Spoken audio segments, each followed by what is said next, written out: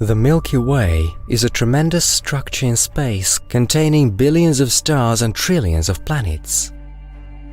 In their turn, these objects are surrounded by gigantic clouds of interstellar dust and scorching hot gas streams. All these components make up the bizarre and fascinating picture called galaxy. And today, we invite you on an exciting journey across it.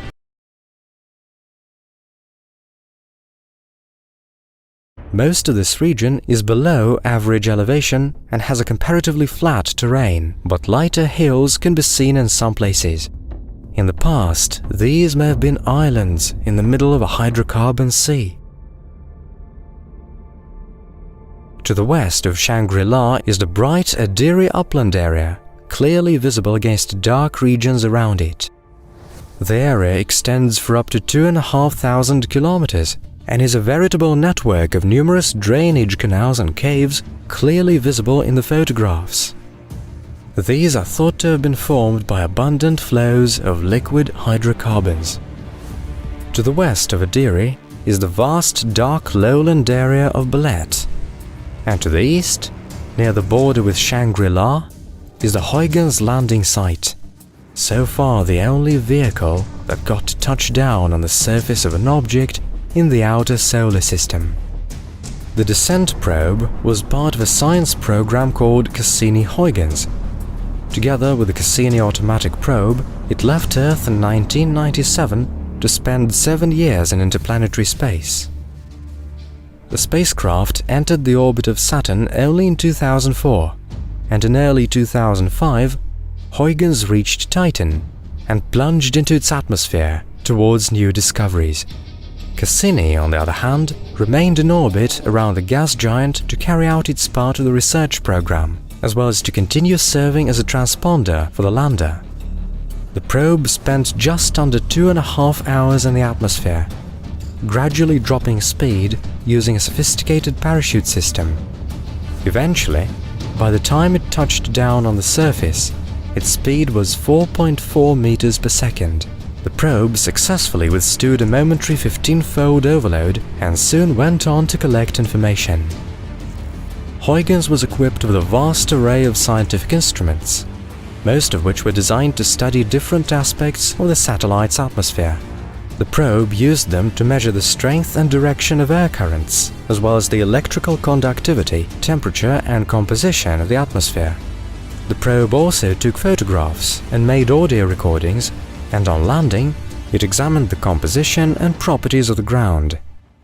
The first thing the cameras saw after making contact with the surface was a flat plain, dotted with rounded rocks of various sizes, the shape of which clearly indicated the impact of powerful fluid currents.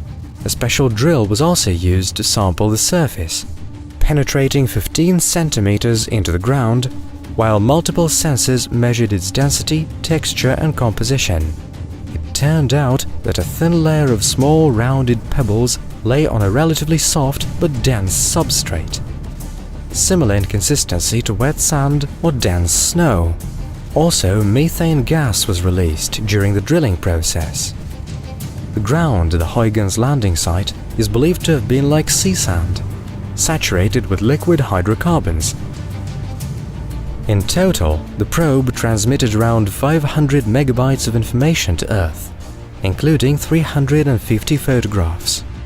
Further careful analysis revealed several unique features of the celestial body related to its atmosphere.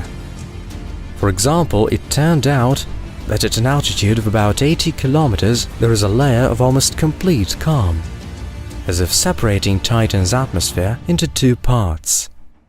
Neither air currents of the upper atmosphere nor winds of the surface reach this layer. What caused this phenomenon is not yet known.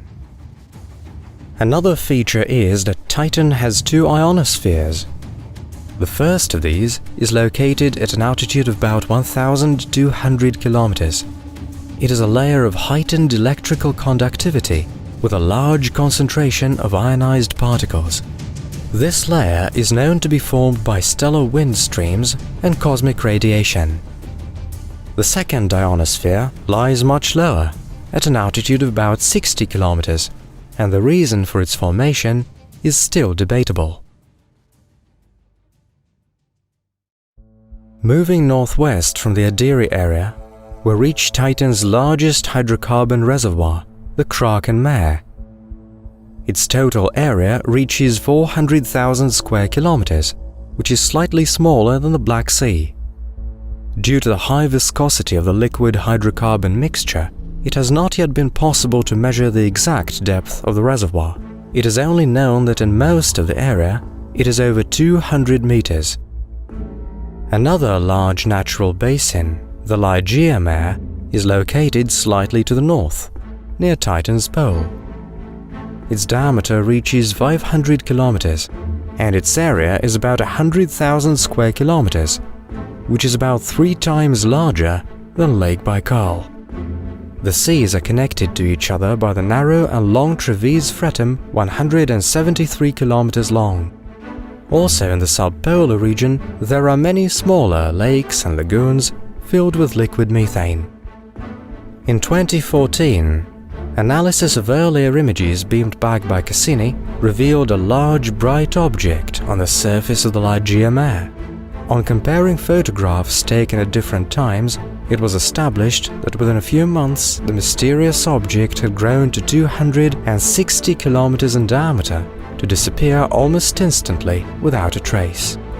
Several hypotheses have been put forward to explain it. According to one of them, temperature differences lead to a constant stirring of layers of liquid hydrocarbon mixture in the Ligeia Mare. This causes nitrogen bubbles to form and rise to the surface from the depths of the reservoir, and thus form large clusters of persistent shiny foam. Due to the high viscosity of the hydrocarbons, such bubbles can reach 4.5 centimeters in diameter and remain stable for months.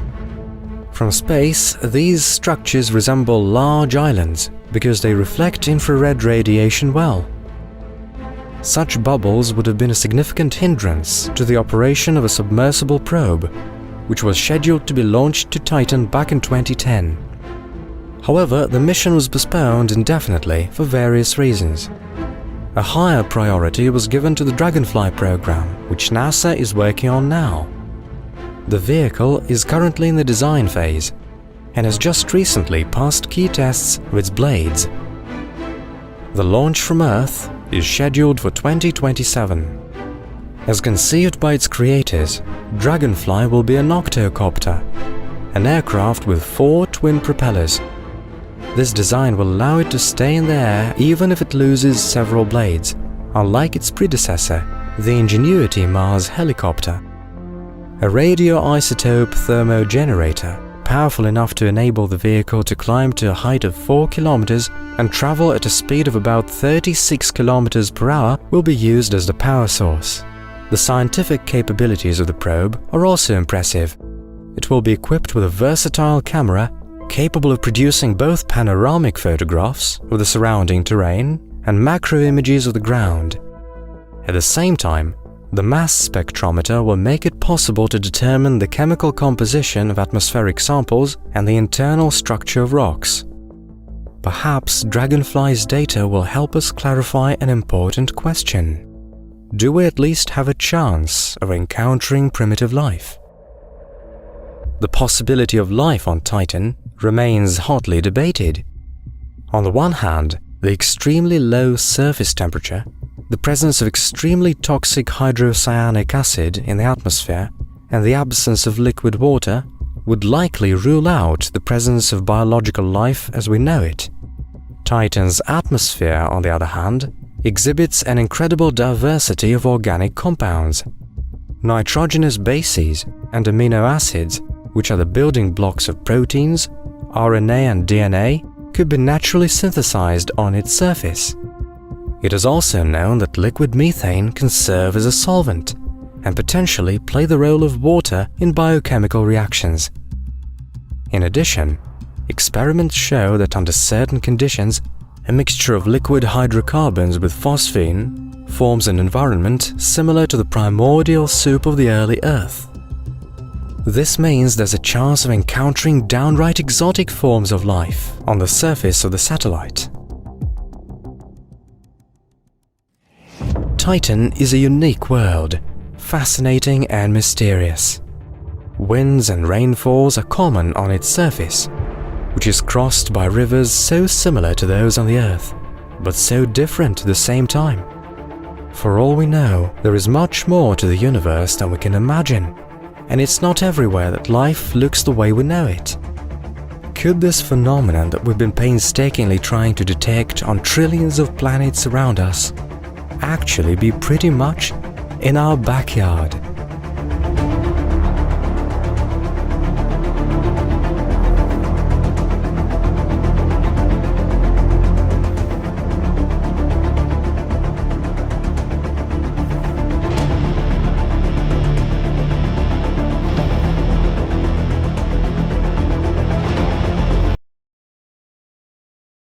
And whenever some of them are solved, they add to our knowledge about the universe around us.